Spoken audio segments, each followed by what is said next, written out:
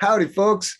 Welcome to Inside Cool Music Magazine, where we tell compelling stories from authentic musicians. I'm Chuck Shealy. And I'm Jason Emerson. And we are here today with brothers in music, Mark and Greg Wood. Now, Mark is an electric violinist, an Emmy-winning composer, founding member of Trans-Siberian Orchestra, educator and founder of Electrify Your Symphony music education program, and the inventor and founder of Wood Violins. Greg is an award-winning classical cellist, member of Sinfonia Orchestra of Central New York, a professor of cello at Syracuse University, and he also has his own teaching studio where he educates a variety of students. And again, thank you both. We are honored to have you both here. Not only to have you both here, but to have you both at the same time, which is so exciting because from what I understand, this is the first ever interview of the two of you together at the same time. That's correct. And only this time we can do cool. Zoom. That is right. Though about 10 years ago, we had an interview just over the phone separately for Strad magazine. Oh, nice. But this is way better because we're both here at the same time. So you can argue as much as you want back and forth. We won't be stopping. All right, now, so Mark is well known for being a classically trained violinist who became a disruptor, I think is a good word to say. He invented the electric violin, became a rock star and an educator with a very non-classical approach to playing and teaching. Now, similarly, Greg is also well-known, classically trained cellist, but he took a different road than his brother, and he stayed with classical music, and he played chamber music in small groups, in multiple large symphony orchestras, which he still does, and he also teaches classical music, classical performance at a renowned university. Now, obviously, as brothers, you grew up together, of course, in a very musical family. 4 brothers who all played. Your mom played and taught piano. So let's start with, if we could just talk about, your childhood growing up in this musical environment with this dynamic, how it worked. Definitely we want to talk about the Wood String Quartet. And then also, what is it like now? When you, at Christmas time, do you have family jam sessions, or do you do musical debates, or do you all leave the instruments outside the door like a Wild West town where you can't bring your gun into the city limits, Greg, would you like to start? Because Greg and I could actually interrupt each other and evolve on it. Greg, you want to start? Sure. I think we can just start with the musical environment and actually artistic environment from our parents living at home. Our dad was a wonderful artist and painter, and also a creator of stained glass windows. And my mom, our mom, she was a piano teacher and performing pianist. And from day one, when each of us were born into this world, she liked to tell her students and her friends that she had me underneath the Steinway piano in the bassinet, basically from birth. See, this is why I got into this business, is to hear stories like this. This is my favorite part of the business. And I believe she did the same thing with Mark and then with Paul. What didn't happen with Steve, because he was born when they were still living in an apartment.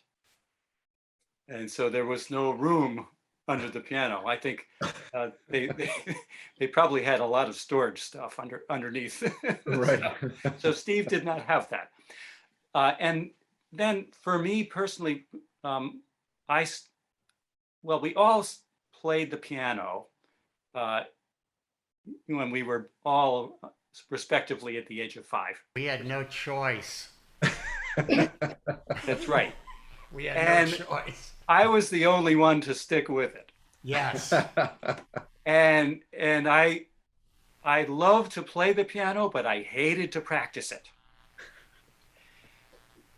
And so when I was 9, I first wanted to play the clarinet, and my mom said, I think she was probably already thinking in terms of, maybe a string quartet with the boys, but she always denied it, that she So had that master plan. she gently guided you towards the strings. So Actually, she not was so all set gentle. with the reason why I shouldn't take the clarinet. She immediately says, well, you have an overbite and you'll be getting braces soon, so you won't be able to play the clarinet. How about a string instrument?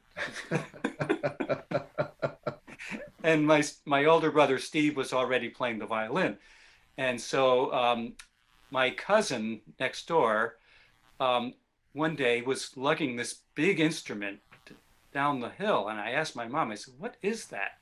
She said, oh, it's a cello. Said, I want to play that. Because I know it must have a, deep, big, low sound, anything opposite of the violin. So you Because didn't want to be I did exactly not like want to the play the girl. violin. I did not want to play the same instrument as my older brother.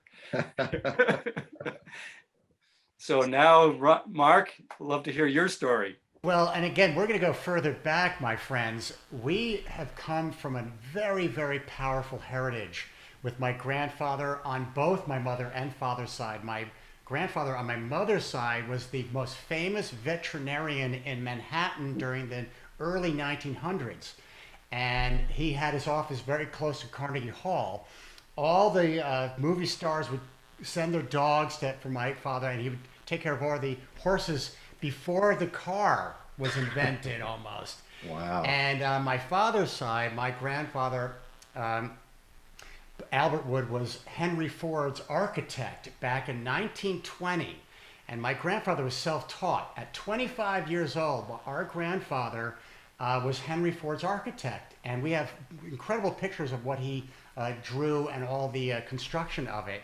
And then he moved his entire family, including my father, 7 children in one car with a trailer behind them, dragging this down from Canada to Long Island in Port Washington, where I still live. And they started a whole business of sculpting furniture and religious furniture for temples and churches and the UN. And their most famous client was Amelia Earhart.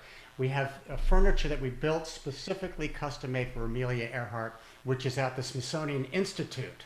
So Greg and I have a very interesting background, very diverse with my mother and my father. My father never bought more than 2 pairs of pants. He would wash his clothes by hand in the sink. Very, very not interested in financial matters. And of course, he was an artist, which meant, my father's an artist, my mother's a musician. No money. 0 money. Right. Of course, we don't know this. And my father and his brothers on one block in Port Washington built 5 homes in a row that all of my uncles and cousins lived like the Partridge Family or the Brady Bunch on one block. I mean, I've never seen that since. And they all hand built their homes.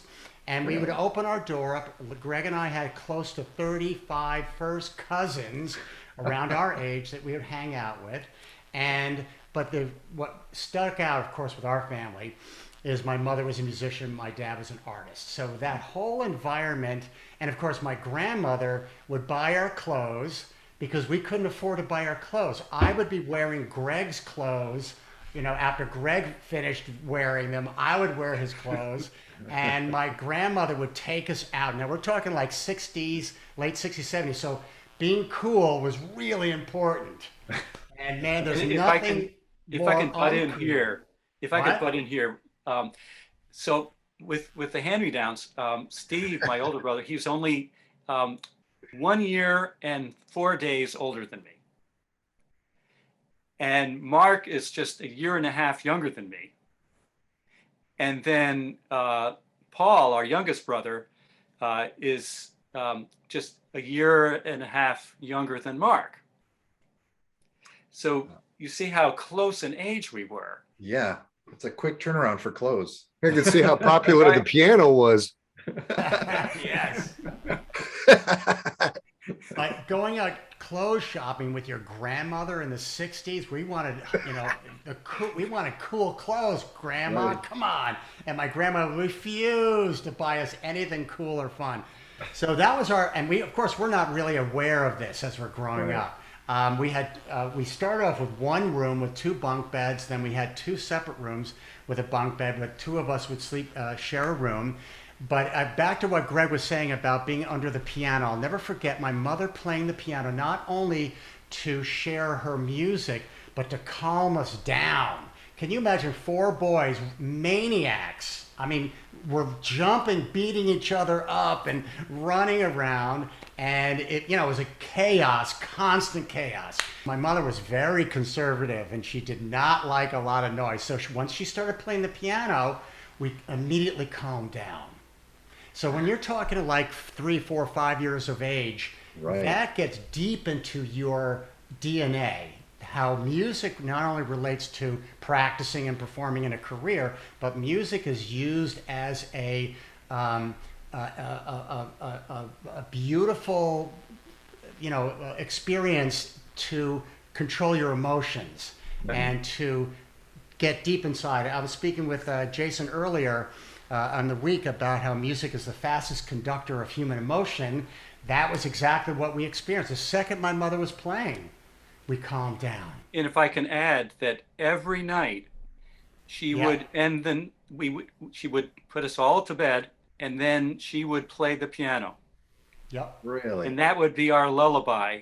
Wow. Yep. And Wow. it really stuck with us. It Yes. was just so. She usually played like music of Chopin, just gorgeous playing. Yeah, I mean, and she got her degree in music performance in Oberlin Conservatory, so she was a very well-trained musician, Wow. a That's magnificent musician.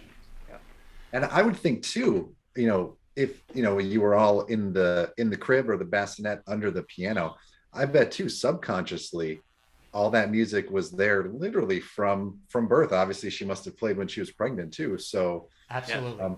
that's incredible. and I believe that both, especially Mark and I, but also our older brother Steve, benefited from watching our mom teach private lessons every day. And from the youngest age, it really made an impression on us. And she, when she taught students, she was a lot easier on them than us, I bet. I would have to say. But it was great to see how she taught, and with always a very positive attitude toward Yeah. her students, and And always highly allowing them to grow and learn. And I got probably from the bassinet, I got an excellent ear, almost perfect pitch. I think just because I heard the tones of the piano. So the funny story goes is that when I was as young as 3 and 4 years old, I would correct one of my mother's students if they made a wrong note. If they played a wrong note, I would shout out B flat. Really? Wow. And the students did not like that at all. I bet not. A fascinating way of growing up. We're growing up in the 60s Right. and into the 70s. So when Ed Sullivan, 1963, 64, the Beatles were on. And of course, that was when I experienced that moment of, gosh, I was maybe 8 years old or something, or 7 years old, that there was something happening outside of the music that I was listening to in home with classical music.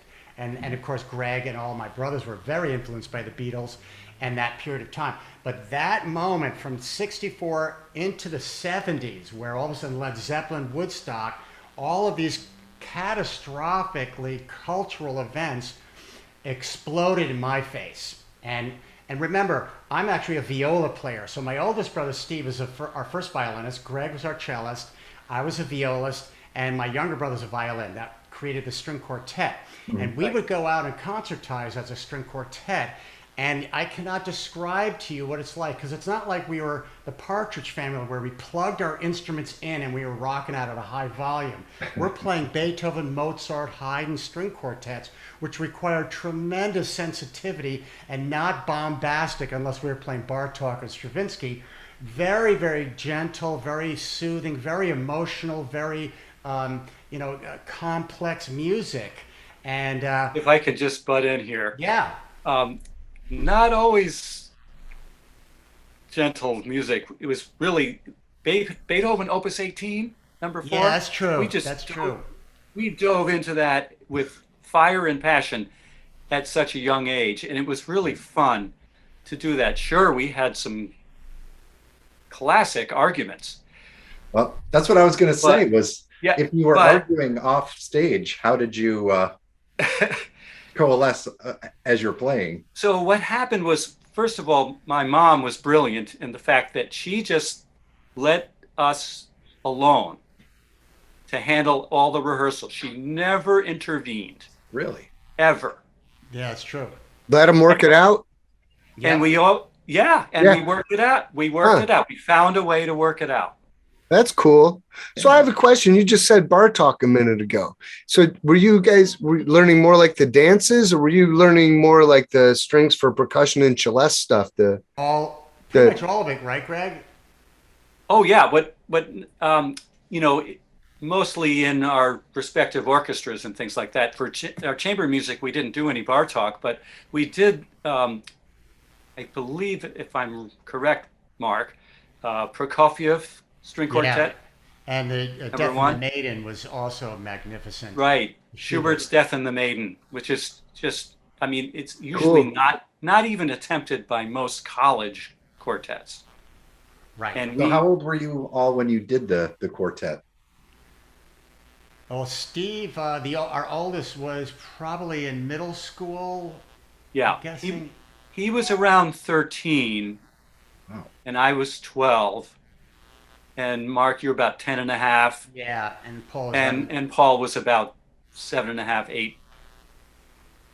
Wow. So you were, I thought you all were more in high school when you did the quartet. So wow, you were playing all that amazing, complicated, impressive music at that young age. And what happened was we auditioned for the Greenwood Music Camp in the Berkshires in Massachusetts. And it was very close to Tanglewood. And this is a camp that is just unbelievably wonderful. Only 40 boys, 40 girls, that's it. And we auditioned as a family quartet. Really?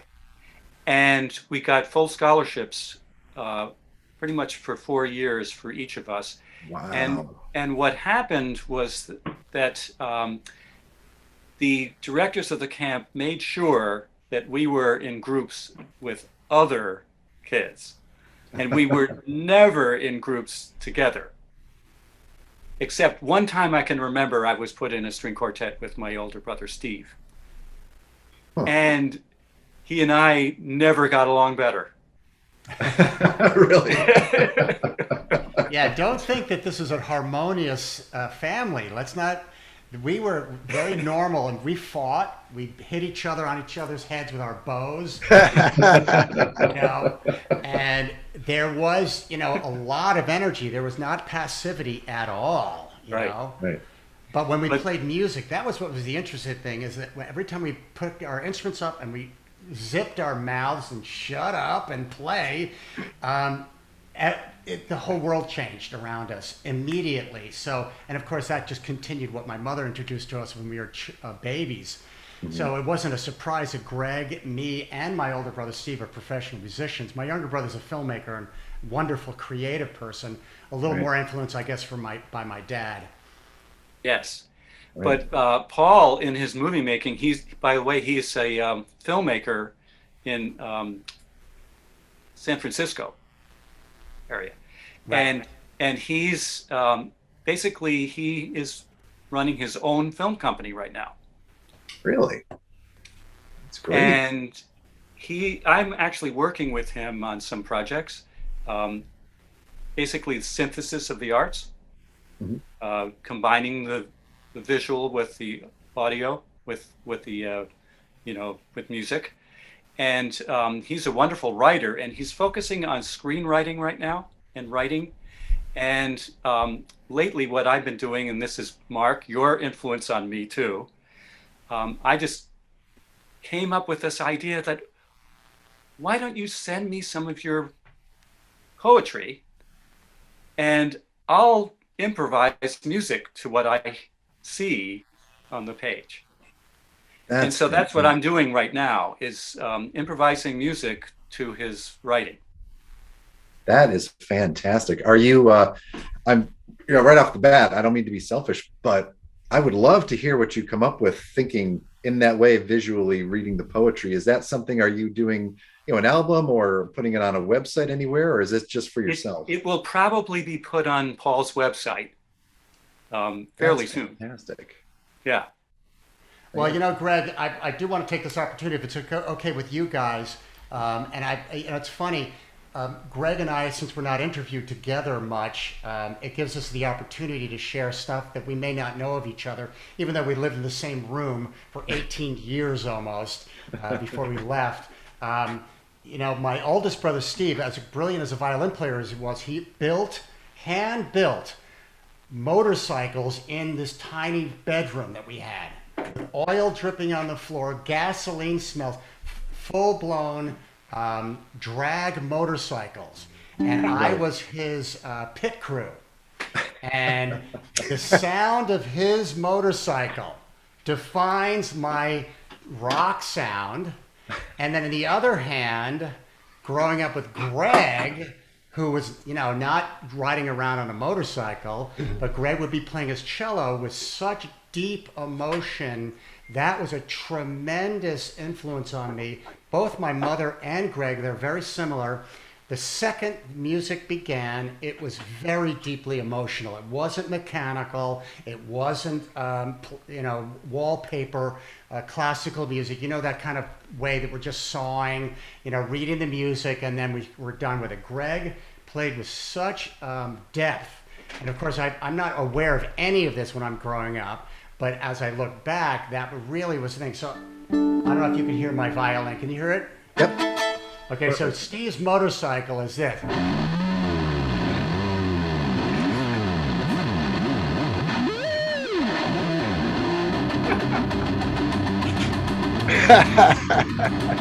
Right? Super easy. I can do his motorcycle sound. I love it that cracks up Greg. I love it. Greg's tightening his bow. Because once I bought my Cobra cello, my electric 6-string cello. Yes, that we built for Greg. And it has a low F string, 4 notes below the C string of the cello. Here's the C string. And that's low enough. But when I got to play that low F, I was like in heaven. I'm like, this is really cool. And so when I play with kids in some of Mark's Electrify Your Strings programs, I love to play along with the bass section and not just the cello section. Right, yeah. I remember that. What I got from you, which I've never really expressed to you, funny enough, is that deep emotion. And my instrument has 7 strings, so I'm able to go from violin to viola, cello, and bass, all in one instrument. So the low end of my instrument when I'm playing clean,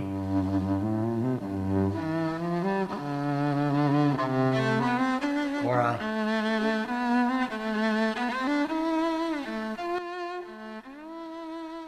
you know what that is? Can you of course. Play that melody.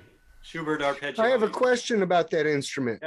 Yeah. The on your 7-string violin there. So when you say that it has the different instruments on it, are they stringing and fretted in the same way? So is the violin positions the same, and the viola positions, are they respecting what, or is it just just available across the pitch spectrum? Yeah, well, on stringed instruments, cello and viola and violin, it's in fifths.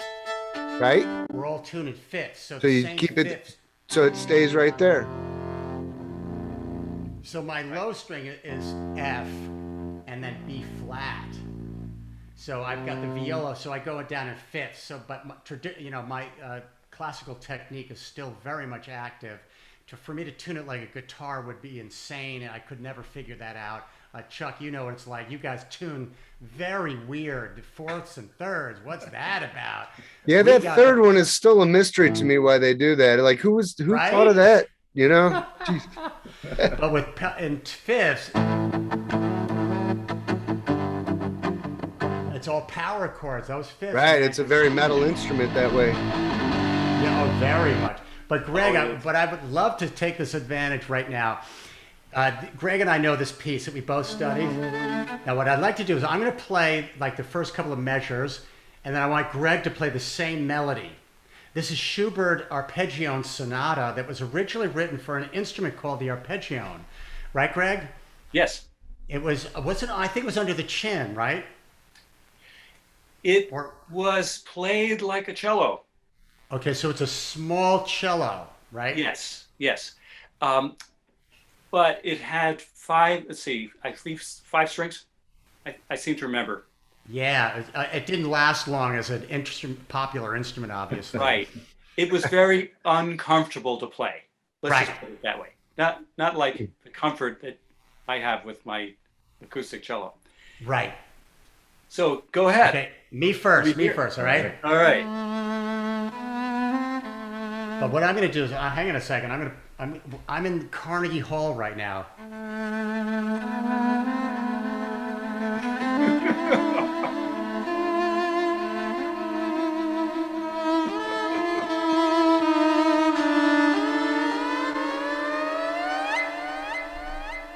That's all I remember of it. Now listen to the master play it.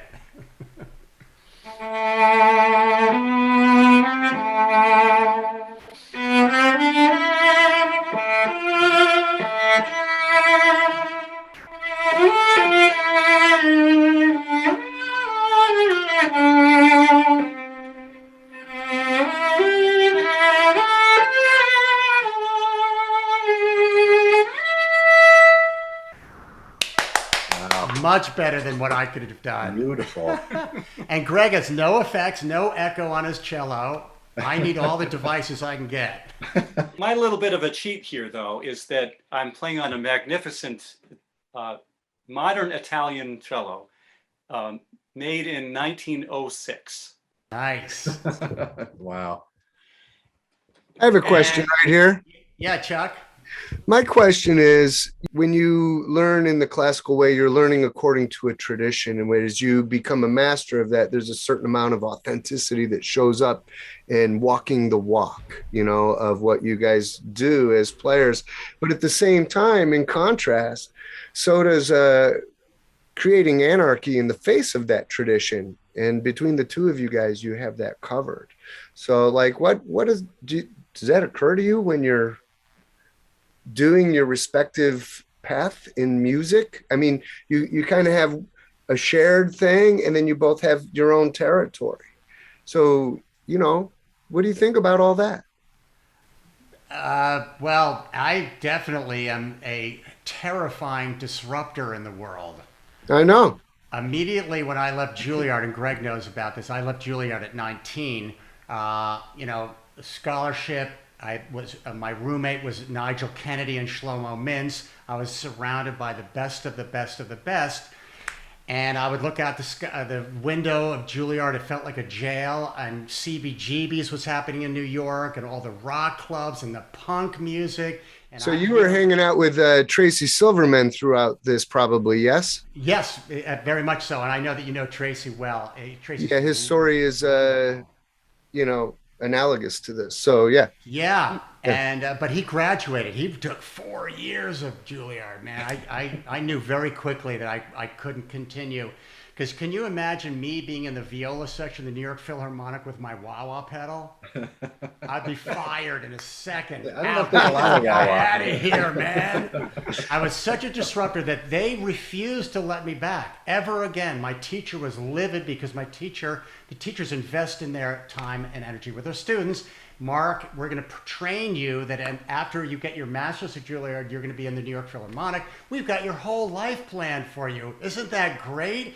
And I was like, I don't want to do that, man. I'm listening to, the Sex Pistols and the Police and Zeppelin and Bartok and Stravinsky and Schubert. Where do I fit in? And of course, that was when I moved back home and slept on the floor of my father's art studio for 5 years and built all these instruments. And since I didn't have anything to do with classical music, I could do whatever I wanted. My mother had to be picked up off the floor when she heard that I was, leaving the Juilliard. So the disruptor began, almost 50 years ago.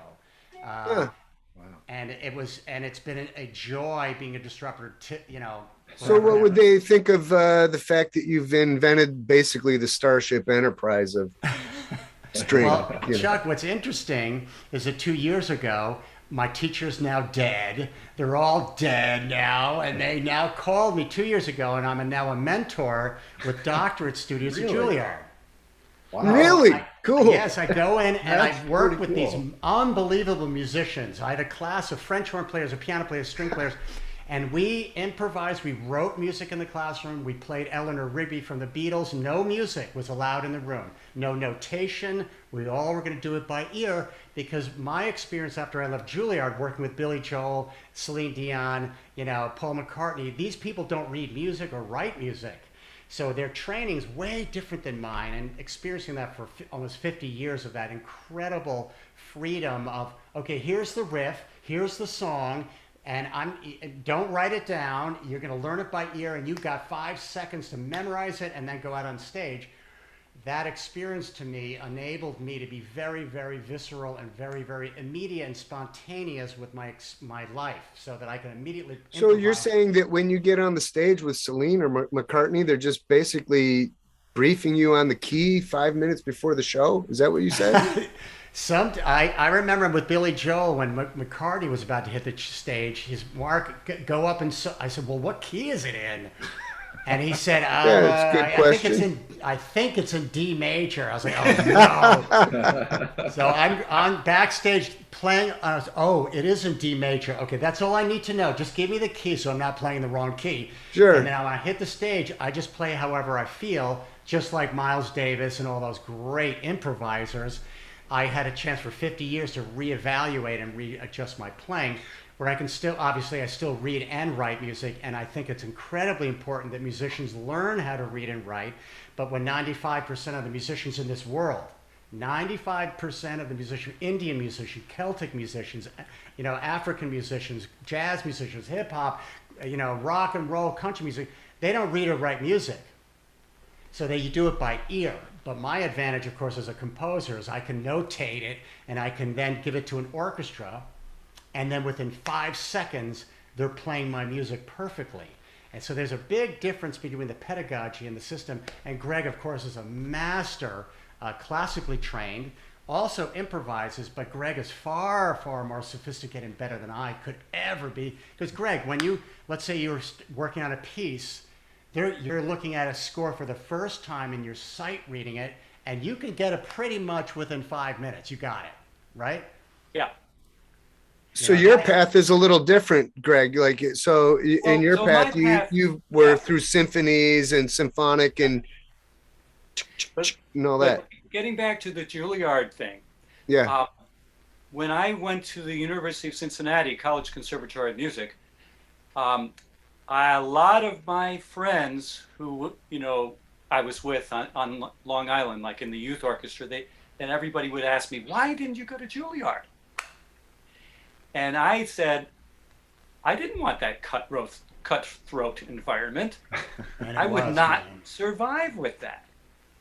And that's why when I heard Mark went to Juilliard 2 years later, I was like, oh boy. They let him in? Oh.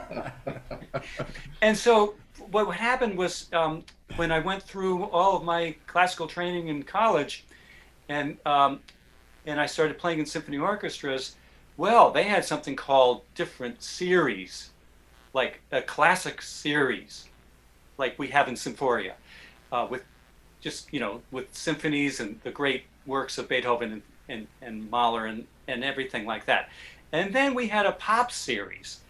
And I was right out of college, and I was like in my first pops rehearsal, and I thought, this is fantastic. We're playing jazz and rock and you name it, and it's like it opened a whole new world.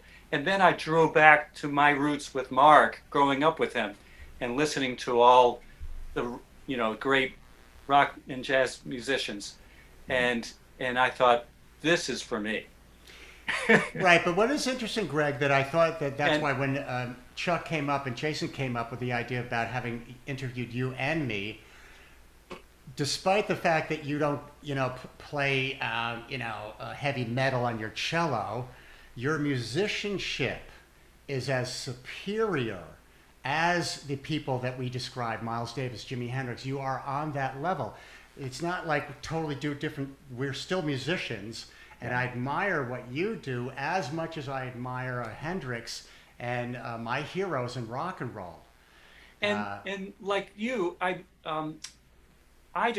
love all good music, no matter what style. If it's good music, I want to play it. Right. And I also want to teach it. And what you were describing about going back to Juilliard and teaching them these, techniques of improvisation and composition, I do that with my college students now. And right now, it's so hard to make it a career like I did, playing classical music mostly.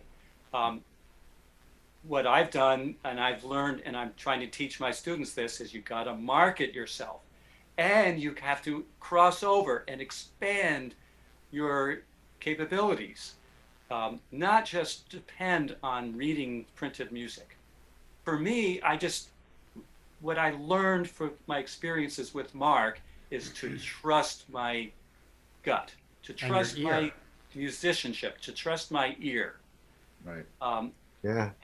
And trust your musical instincts. And this is what I teach kids and students at university level, is always trust your musical instincts.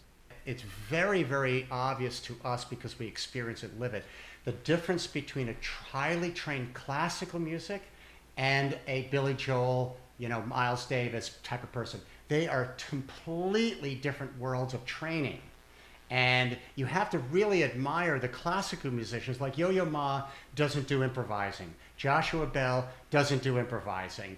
In the classical world, of course, Beethoven and Mozart improvised all the time. It's very common in our classical world in the 1900s to improvise, but we got out of that 100 years ago. So the pedagogical sensibilities are a million miles apart. So for me to go from that classical training, which is, Mark, there's no music, just play something for me. And I would be on my viola at 18 going, I don't know what key, what note do I was totally lost. But when you put, a complex piece of music in front of me, I could read it like that. So the training, and I never liked thinking, well, there are people who read music, and then there are people who don't read music.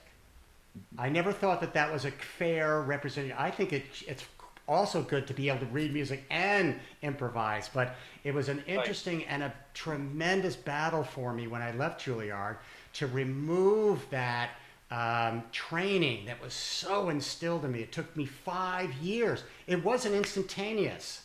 The second I left Juilliard, I joined a country rock band. We played, Sal's Gonna Do It Again. We did Charlie Daniels. We did, rock stuff. And every concert I would go out with a new violin that I built in my father's wood shop and go, okay, what are we doing to, how do we do this again? And it took me 5 to 6 years to undo that so that I could flow with my ideas. Like when I would work with Billy Joel or even bumping into Eddie Van Halen, by the way, is one of my heroes.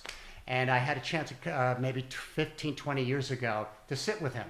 And he's a master. He is truly the Miles Davis of the guitar. I mean, just brilliant. And I would interrupt and say, Eddie, what was that you just did? And he would go, I don't know, man. What are you asking me this for? I don't, because I'm the inquisitive musician. What's that note? What's that chord? Did you do an inversion of the triad on that? They don't think like that at all. So I said, how are you he said, I don't think. Oh my God, how can you not think when you're playing music? And of course, those are those many moments of me going, wait a second. It's not about that part of my brain. It's this part of my brain. And it's about instinctual. And I think it would be fun, Greg, if you don't mind. Sure. I'm going to play something. I hope I'm not going off on tangents with you guys because we love you. Not at all. No, this is great. At any point.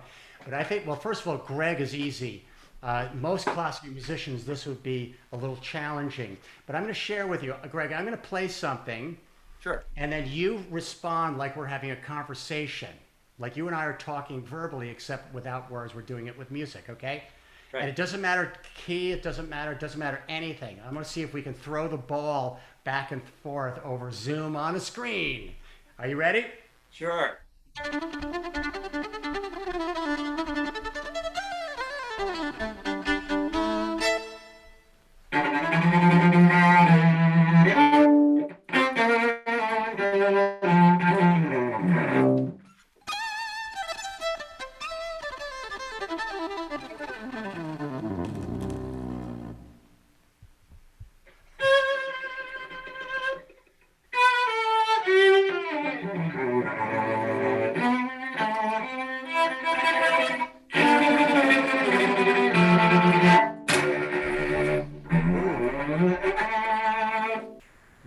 I like that.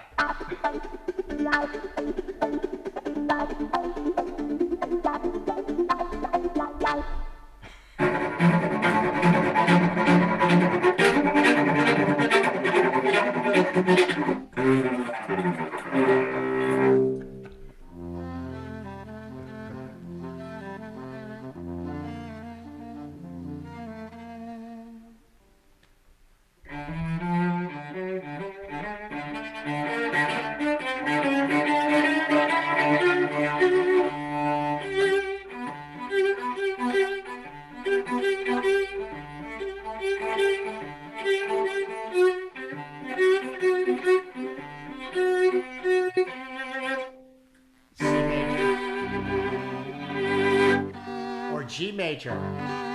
Good, yes.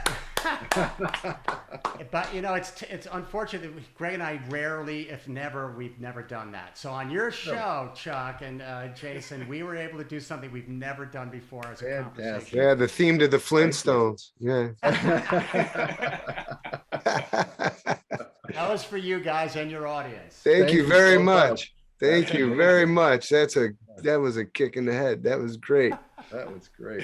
Well, you know what's amazing is both of you, you know, as we're talking about different styles, different education. Mark, when you said you left Juilliard, and Greg, you know, you stayed in school and went the classical route, but both of you just now, obviously on your professional recordings and whatnot, or when you're performing, but even just now, you know, you both really just make the instrument sing. You're not just playing notes, which is about, I think, a lot about feeling, not just about reading the music. And, you know, I think that's a very interesting aspect of musical philosophy in a way, don't you think, when you're teaching students, both of you? Absolutely. And when you're teaching students, especially on the college level, most students, because of their training, and Mark said this earlier, you know, they play mechanically. Mm-hmm. And so what I start with is singing. I said, after they play the phrase mechanically, I say, okay, now sing it. Sing it the way you want to play it. And what the composer intended. especially how it should feel. Right. And they take a second or even 10 seconds sometimes and like, okay. And I add, okay, just trust your musical instincts and go for what I call the phrase goal. Mm. Because you could play a phrase like this, and this is a perfect example of it in the Bach prelude that Mark was just playing. So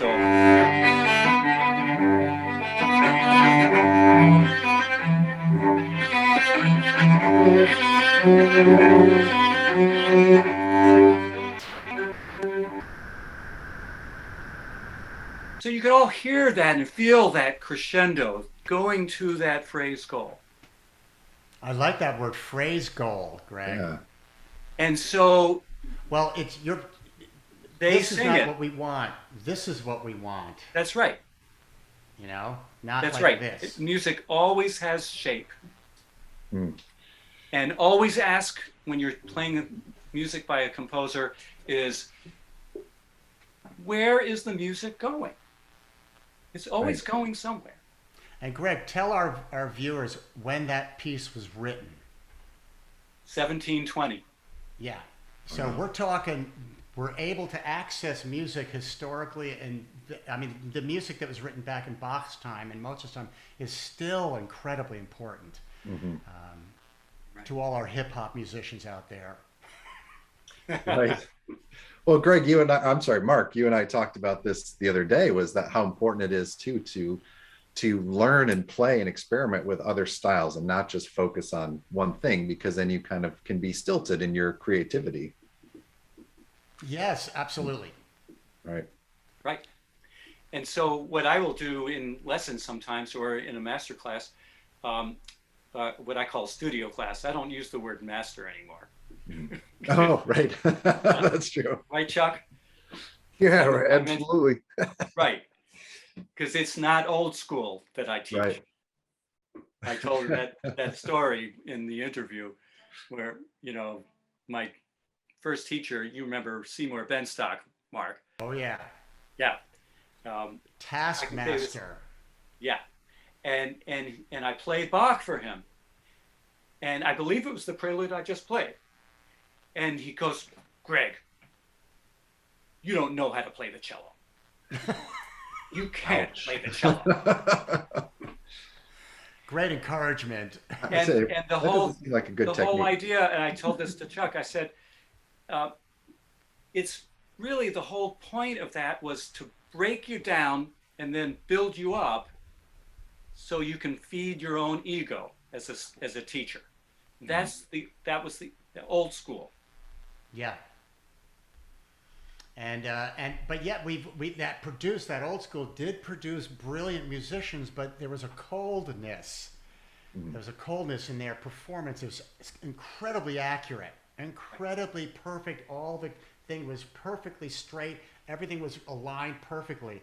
And then all of a sudden, the Allman Brothers come in and Jimi Hendrix come in and shatter that entirely. So that's where I really blossomed as a 14-year-old, 15-year-old with Greg as my roommate.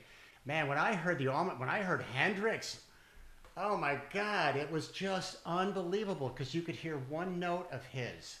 And Chuck, I'm curious on what your perspective of this, but when I hear Jeff Beck, one note of Jeff Beck, you know it's Jeff Beck. I'm the same way with a lot of people like that, Coleman Hawkins or Wes Montgomery or people like that. The one note, B.B. King, one note, and you guys, etc. Over the Rainbow, Jeff Beck's version of Over the Rainbow. Oh yeah, unbelievable. Yeah. Well, I think it's also interesting to note, because we cross boundaries. The boundaries in music are really boundaries of technology, as the Renaissance kind of continues at all times. Yes. So pretty soon, the plug came along. Well, then pretty soon we had bad sound and we called it distortion. And then guys like Jimmy get a hold of it and make it cool. So that tells me that it's not going to stop. It's a rabbit hole that we're going through and kind of inventing as we go. I mean, part of it is is the physics of life showing up, and part of us is us, people like you guys, fooling around with the technology, and that opens up doors. You know, we had a conversation with Pedro Eustache, who takes traditional wind instruments and then makes them modern so that you can play them in flat keys and stuff. So like these are the pioneers of music that create this rabbit hole that keeps going. So with that in mind, I think it's always interesting to ponder, what if Bach lived now and could go down to Guitar Center and get a Marshall amp with some gadgets, you know, like, so I think that's where you come in, Mark, you know, and Greg comes in with his electric cello and things like that. I mean, it's a beauty to cross these two worlds, you know. Especially now. I think that what's been fascinating, disruptive, agonizing was this pandemic for musicians. Musicians like us, and I consider both of you creative thinkers and creative people. It was devastating for us creative people. We're fragile already. We like being fragile. We like to be vulnerable to having ideas come in and new and thinking and being creative. But the pandemic hit us like a brick truck. And Absolutely. And what I really found out was, you know, we paused for a second and we all thought, what's missing? What do we want to come back? What do we not want to come back? And as a musician, I really am looking forward to opening up the diversity of music into our musicians, not just classical musicians needing that, but every style of music. Even our heavy metal people should be listening to Indian music, African music, you know. Yes. Yes. Right? Yes. And of course, and hip hop. yeah, And rap. Everything. Yeah. You know, it's interesting. It's an interesting topic because now we're on kind of the subject of creativity a little bit in a general way, you know. So when Picasso was at one of his downest moments, he could afford the cheapest three paints available, which was white, black, and blue. And he gave us the blue period, which was an important movement in the arts. And so I think about that when, you know, you mentioned the COVID era being such a disruptive time. Well, yes and no. In the wrongest way, it gave me the opportunity that I was looking for to get off of the stage and get into my studio here, which is right over here. And so I recorded a ton of stuff. And so I think, you know, in times like that, if you embrace it in a right way, while it was a drag to not go to a gig, and it was a drag to not go to the gigs and see my friends and get my head blown off and hug people and hear new things and what other people are doing and stuff like that, you know, it was still a time to use in a creative way. If you're really a musician, we found ways. In fact, this whole experience begat the idea that we can all sit here together, right. And otherwise we may not have had this opportunity because we would have been busy. So, you know, embrace what it is. Yes. And what I did with Symphoria is that we, you know, that first 5 months we couldn't perform, for 6 months, and so we immediately went online. I made some personal videos. I played videos of myself playing some classical music, Bach, and then I played this soundtrack of John Williams from Memoirs of a Geisha, written for cello, and Yo-Yo Ma has really, you know, been famous, you know, espousing that. I wanted, and I felt like doors were opening. You know, you take opportunities that you never thought you had. Right. Yeah. And to reach people, and through those videos, and we got so many. I remember that first video, I got like over 1,000 likes through Facebook. And it's great. And YouTube. I mean, I'm like, wow. Right. People are out there starved for this. Right. Yeah. And they need it. And then Symphoria was one of about 4 symphony orchestras in the entire country that started performing. We played our entire season, starting in September last year, completely live streamed. Ah. That's great. We didn't miss a planned concert. We played every single one of them. Awesome. I'm very happy to hear that. Yeah. And so the kind of message I'm giving young people, hopefully the young people are watching and listening to us, is if you're a musician and you really want it, your dream has always been to be a musician and performing musician, and you can't do anything else. Yes, you can do it. You can make it. But you must cross over if you're a classical musician. And you got to learn how to improvise and compose. And most importantly, learn how to market yourself. Mm-hmm.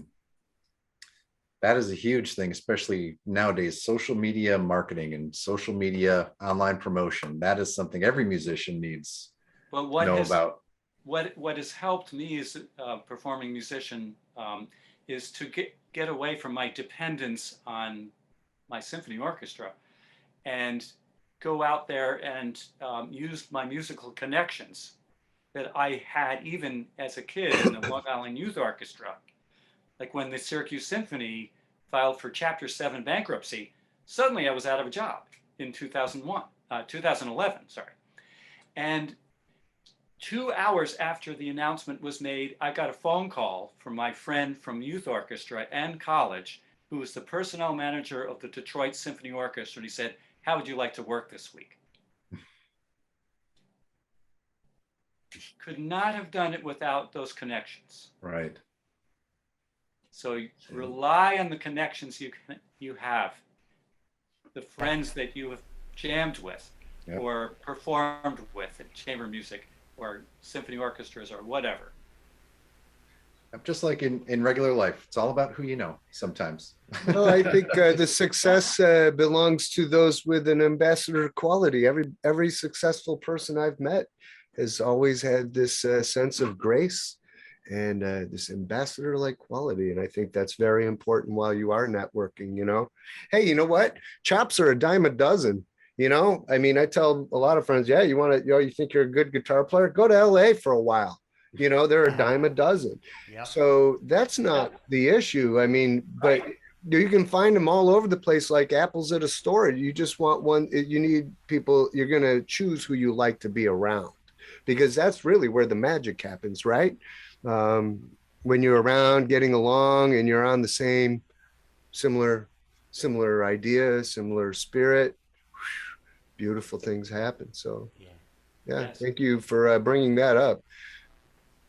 I think it's an underrated subject, actually, oftentimes. Well, Chuck, what is interesting, I don't know if you've been I'm a hawk when it comes to the attempting the impossible, which is predicting the next 10 years. Now, what this pandemic did, it almost pretty much destroyed the motion picture industry into streaming. I just read an interview with the ex-CEO of MGM, and he says that the motion picture industry is dead now because we're funneling it all into streaming at people's homes. So it's really been an interesting moment for us to think about. So just to function as a musician and an entrepreneur, what's coming up? You know, we don't really know, but you can sort of see what's coming up.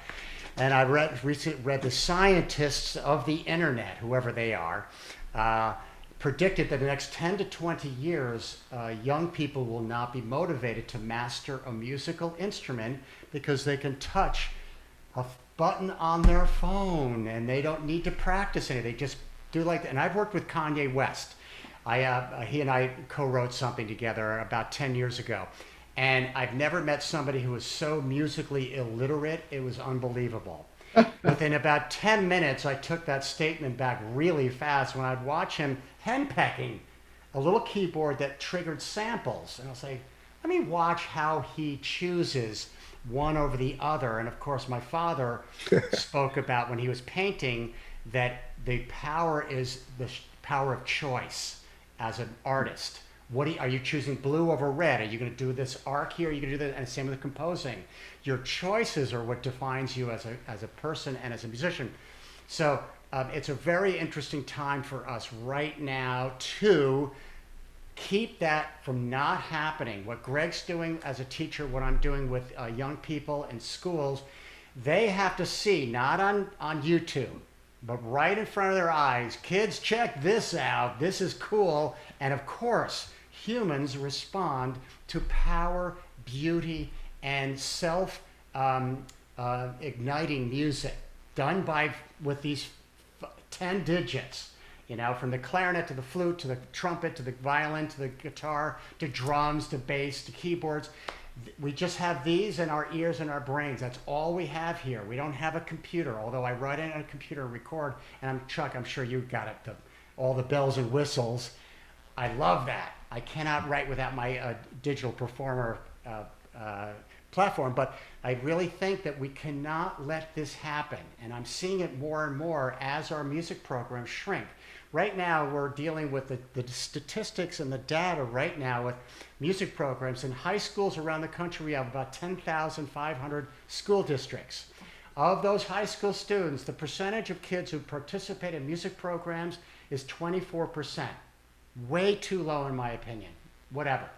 Of that 24%, 13% is choir, 11% is band, 2% is orchestra.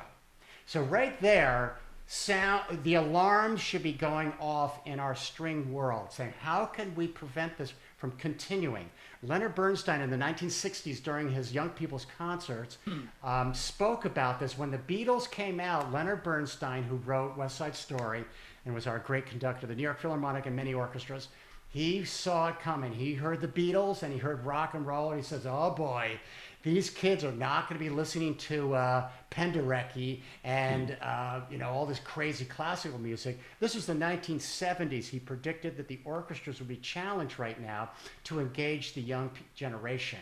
And I'm terribly fearing, that the next 10 to 20 years, if Greg and I continue on our mission to inspire a young generation, I'm not talking about the kids who are in college now. That's too late. I'm talking about 8 years old, 10 years old, middle school to elementary school. We have to get right to them and say, hey, before you push that button, see if you can do that with your hands, and see if you can play an instrument with all of the. I don't even want to think of it's old school, right, Chuck? I mean, playing an instrument's not old. Well, you know what? It is not old school because, playing an instrument has transcended all kinds of technological advancements. I don't think it's about technology. I think it's about attitude and spiritual matters, really. And, yes, I have a full-on studio over here. I got hundreds of buttons and knobs and dials and stuff, and I'm really glad I have it because it allows me to catch what I'm doing in the analog way, which is my favorite creative tool is still a pencil and a piece of paper because it's still connected it's the most connected to my brain, which is why we like instruments. Your hands touch the strings, electrocutes through your arm, through your heart, your brain, your soul, your dick, your toes, everything, right? And you're on fire with that. For us, it's visceral. It's the bow in the left hand, and it's that It's that tactile. You're creating something with your hands. You're connected to the vibe that is bigger than us. That's, it's like plugging into it. So I think that is something to keep teaching the digital age kids who just don't look up at the world and don't listen to the world beyond the MP4, lousy bit rate or whatever, what I mean? It's, and I think what has to happen, you have to drag these people into a symphonic room.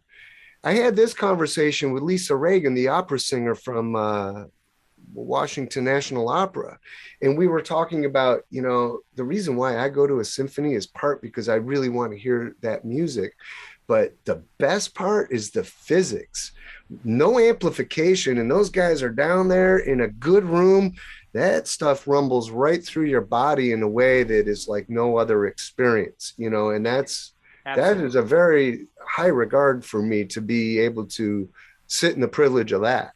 So I think once you put people into that, I felt the same way about Texas swing. You hear it on a record, it's not the same thing when you're in the room with those guys and they kick your ass and you feel it. Big bands are like that. Yeah. I mean, big bands back in the 30s, 40s, or, through the 40s and stuff, 50s, that was approaching rock and roll with the aggressiveness with those horn sections. I mean, Right. horn sections and things like that. That was big, aggressive music. So I think dragging people into the live experience is still the way to go. Yes. Encourage people to get out of that app world. And if we're going to do anything about it, I guess we need to infiltrate the app world with images and experiences of people having a blast in the live world. Yeah. And Chuck, uh, Yes, sir. here in Syracuse, we're doing amazing things with Symporia. We're going out to the schools where kids need to hear live music, like from pre-K Agreed. up, and that's what we're starting to do. And I'm chair of the Education and Outreach Program um, committee in Symporia, and what we're doing is we're also building diversity in the community, and we're going to have a diversity fellowship string quartet to go into the third grade classrooms of the Syracuse city schools and reach them that way. The year 6 months before they choose their instruments at school, and I think I I just can't stress the importance of live music. Hundreds of symphony orchestras all over the country that can do more than they are doing with kids. Orchestras like the New York Philharmonic, they just bus the kids to the Avery Fisher Hall or Geffen Hall, whatever it's called now. And that creates a distance between the audience and the musicians. When we visit kids in the school, we're 5-10 feet away from them. They can feel the vibrations of our instruments. They can feel the emotions much better than if you're in the audience and 50 feet from the stage. You're right. So why do you think kids like rock and roll so much? You go up there, get right in front of the speaker, blow all the hair off your head. I can prove it. It feels good. Music, that the most important part of music is to feel it. I think that's the most accessible way, really. So that is very important. It's also bringing in the parents and the families. Right. And inviting them to our educational concerts, which we are doing. And especially refugee communities. We have a huge refugee population in Syracuse. And so what I'm also doing is basically my idea was to have musicians record their own videos to introduce their respective instruments. And we have a few bilingual and multilingual musicians, and they're recording them in different languages. And we're also translating all of our musician videos into, and they have incredible technology now, into 52 languages now. Wow. Right. Because that's how many different languages are spoken in the Syracuse public schools. 52. That's impressive, actually. Yeah. That's cool. I didn't know that. I don't remember it being that way when I was younger. So, and if we invite the families to our concerts, or we go into the communities if they don't have the transportation or wherewithal, then maybe the families will start listening to the different styles of music in their own homes. Brilliant. And hopefully the kids will start bringing home instruments to practice. Right. That's when that's really where it begins. Right. Motivating somebody to play more than 2 minutes. Right. The attention span, Chuck, you know this. What's the attention span of a human being is 10 seconds. That's all these days. got. Yes. Yeah. Oh, it's far worse. It's getting worse and worse. But it's worse. That's why social media, is so popular. It's at 2 seconds. While I'm doing dishes or when I'm doing something, bing, bing, bing, cool. What's going on? Okay, done. I've connected with hundreds of thousands. You know what I found with kids, especially like K through 6 kids. Initially, the very first piece or song that we play for them, they're restless and there's a lot of commotion, and after 10 seconds, right? But the key is to make that initial piece short, cater to their short attention spans at first, then get them excited about what you're going to play next. Mm-hmm. Well, it's creating and story. Really talk it up, but don't talk too much because of their short attention span. Then play a piece that's like 2, even 3 times longer. And I've seen this happen where you can't hear a pin drop. Mm-hmm. Right, and that's tough with non-verbal without words. They can do it. Right. And remember, kids can sit in front of a video screen playing video games for 10 hours, but they have a 10-second attention span. That doesn't make sense. So that's how our entertainment world has completely, as a renaissance is going on right now. And especially with Zoom and screens right now, we're really attached to it. Yet the Foo Fighters just played Madison Square Garden 10 days ago, sold out concert. And it was joyous, man. I wasn't able to make it, but it is coming back. And that old school thinking, I hate using that word old school because I don't think it's any type of age is on that. When you're playing music in front of somebody, your job, as I said earlier, is more of a storyteller.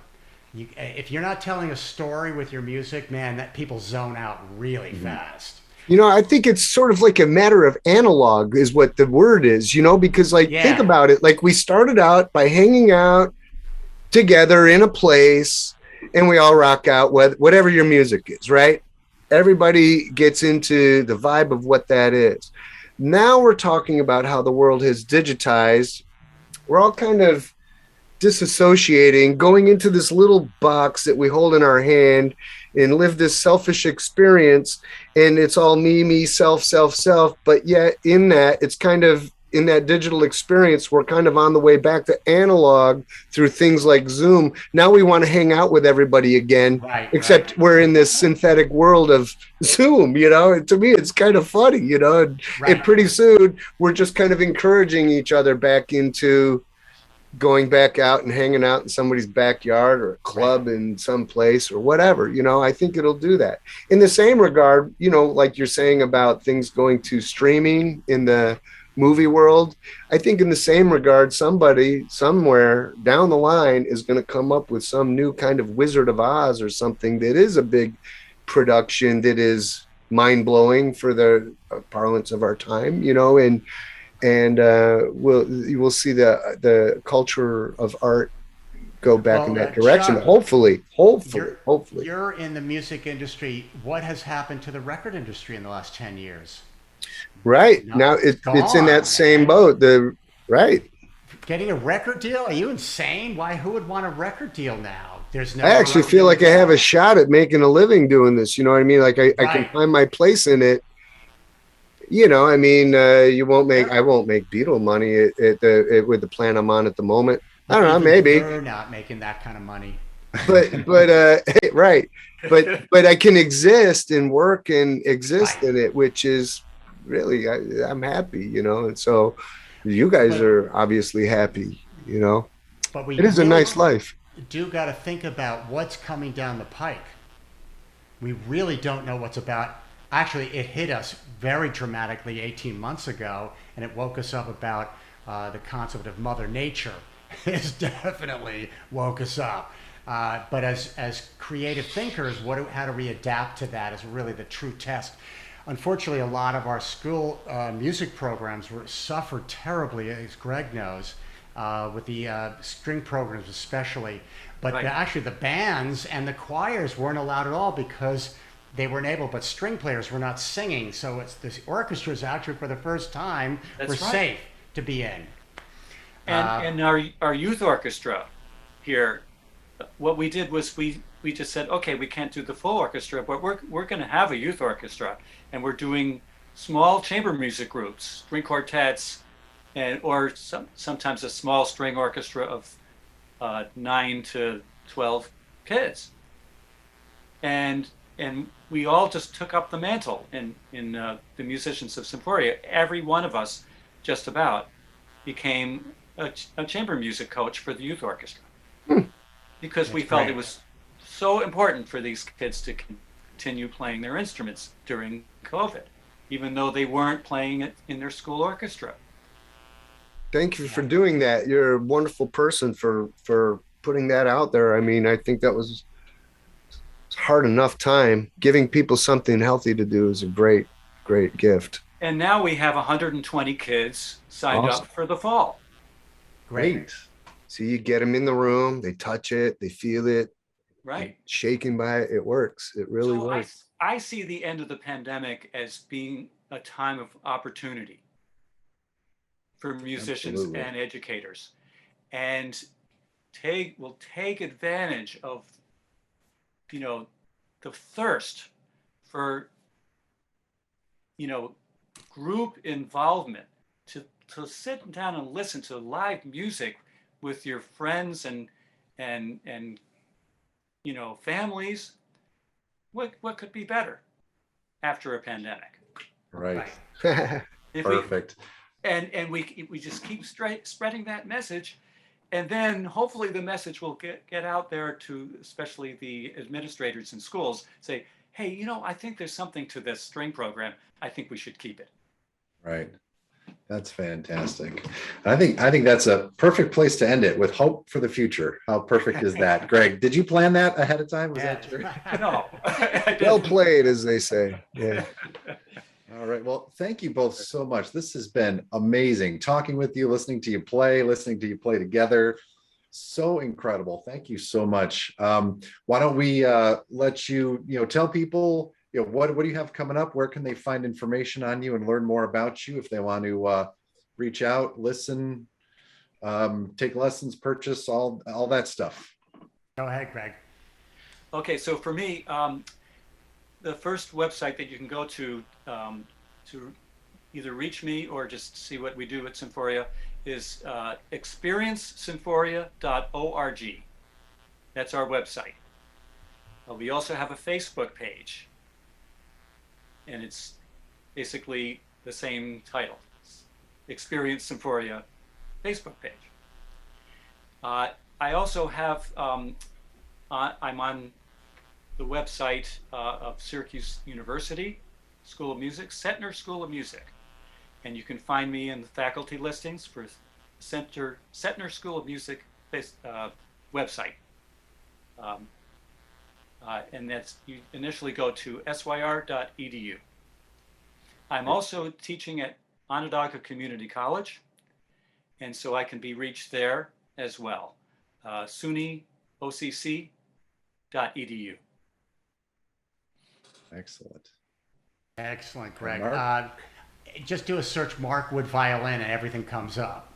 Easy enough. No, we've got my website and woodviolins.com and electrifyersymphony.com and my non-profit Mark Wood Music Foundation and my camp, Mark Wood Music Rock Orchestra Camp.com. So yeah, we're real busy. We're real busy. In fact, we're doing camp right now online. So it's been quite an invigorating experience. But anyway, it was a pleasure. And Jason and Chuck, I really want to thank you for putting our family together, because Greg and I are very family oriented. We have a very unusual family, but unfortunately we live so far away. Sometimes I don't see, I haven't seen Greg in maybe 2 years, except on Zoom. And it's been really a pleasure for you to bring us together for this moment. Really appreciate it, guys. Yes, and thank you. I mean, appreciate it too. Thank you. Thank you. It's the power of music, baby, right? It brings everything together. So unlikely things come together. All right, folks. Well, if you had a good time, make sure you go check these guys out. Hit the like button. Sign up for our newsletter. What else we got, Jason? We got let's see. Yeah. Give us a comment. Give us a like. Our website, InsideCoolMusicMag.com, Facebook, YouTube. We got it all. If you have ideas for what we can do with our magazine, we would love to hear it. If you have people who you consider truly authentic and in a special place with music and you think they belong here, we would love to hear about them. If you have questions that you'd like to know from Greg or Mark about anything that happened in this interview, we'd like to hear that too. We'll get in touch with them and have them respond to you if you have if you have something to say or ask. We thank you for being here. We really appreciate you being here with our inaugural issue. This is our first issue, and we really thank the Wood brothers for being here. Yes. Freaking awesome, man. We're off to a great start. We love you. Have a great day in music. Peace.